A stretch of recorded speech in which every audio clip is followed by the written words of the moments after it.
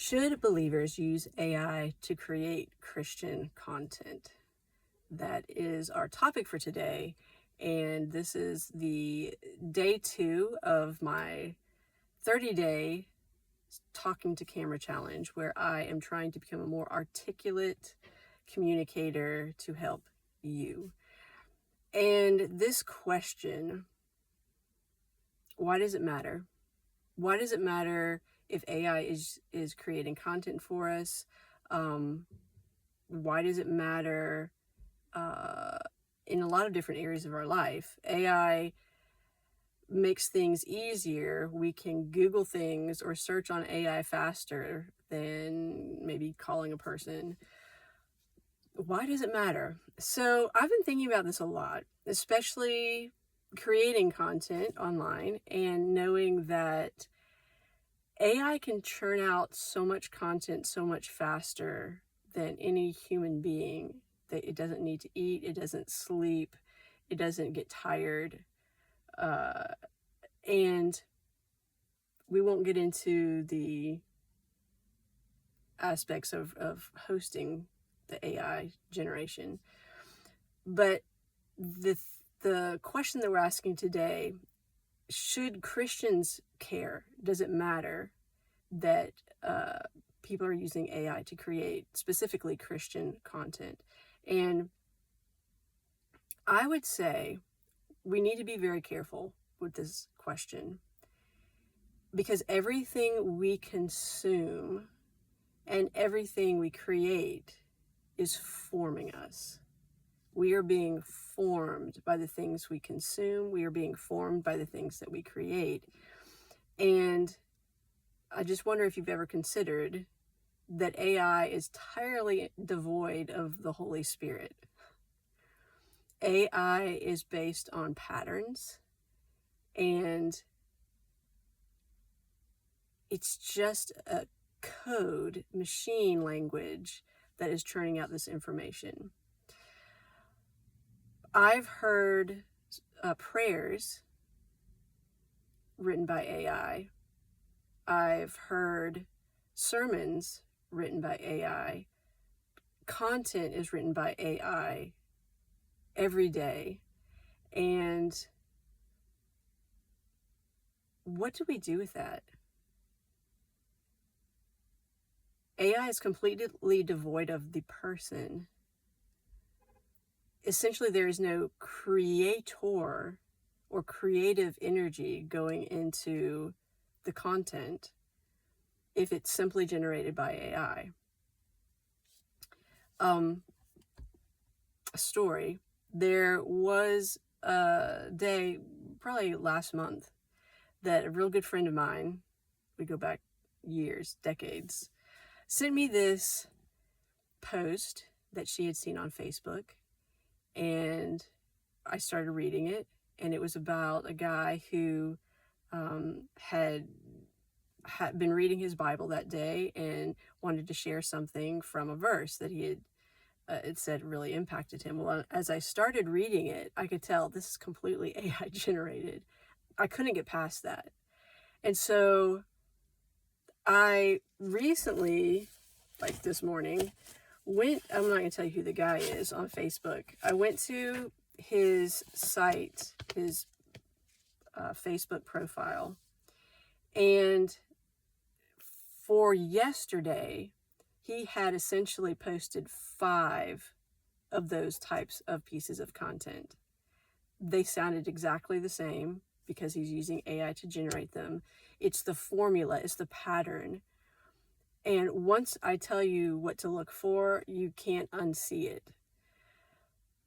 If you ever see a long dash, it's called an M dash. If you note, there on every computer, on your phone, that character doesn't exist. Like, we can't type it. You have to do like a special key, and then another character key to get that M dash, that long dash. That is a clear sign that ChatGPT is behind what's going on there. If you see triplets, and I printed off several, so this is how one of them started. This was back in February. So I opened my Bible this morning like I always do. No bookmark, no theme, no plan. Just opened it and started reading. You see the triplet there? I'll go down a little bit further. But this verse says there are treasures there, not in the spotlight, not on the mountaintop, in the dark. Another triplet. There are things you learn in grief you will never learn in comfort. There is authority forged in suffering that cannot be manufactured on a stage. There is intimacy with God that only grows when everything else has been stripped away. Do you hear the triplets? It's the repetition.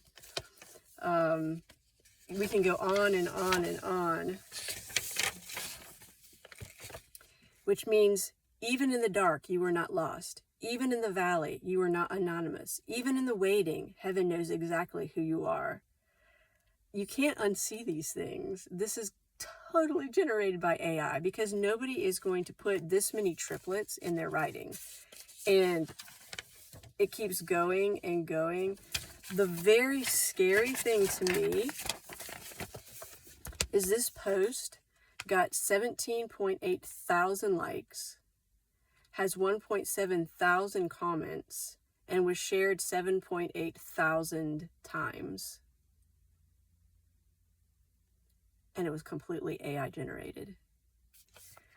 When do we draw the line between what is helpful and between what is artificial? Can a computer pray? Can a sermon be written by a computer code? What happens when we have come to a place, my friend didn't know this was AI, when we can't discern a machine from a person? To me, that's frightening, especially when we're talking about mental health, especially when we're talking about spiritual formation, discipleship. Working as a Christian mental health coach, and I'm sitting across the room, the chair, from a client, and this kind of content is what they're consuming on a daily basis, and they believe it, and they think it's coming from a real person.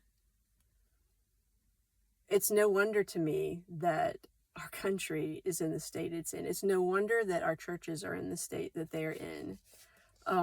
What about you? What do you think of when you consider even that you might have been basing some of your theology on artificial intelligence? Making some of your decisions based on something that doesn't have a soul? I would love to know in the comments what you think about this topic. I would love to know if you think that this type of content is helpful, AI generated content. I would love to know where you think this is going to end up in the future. Will my job be non-essential because people are being replaced by computers? And people are like, oh, no, that will never happen. Really? It already is. This person that is churning out this AI generated content 5 times a day, no human can write that much. What are we losing in the process?